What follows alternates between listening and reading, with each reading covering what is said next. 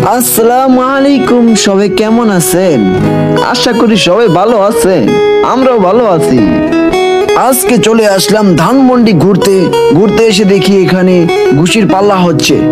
আমরা দুই বন্ধু দেখে আমরাও মিস করলাম না, আমরা ঘুষির পাল্লা দিয়ে দিলাম।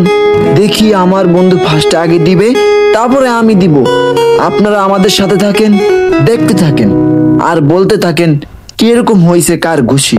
চলেন শুরু করা যাক।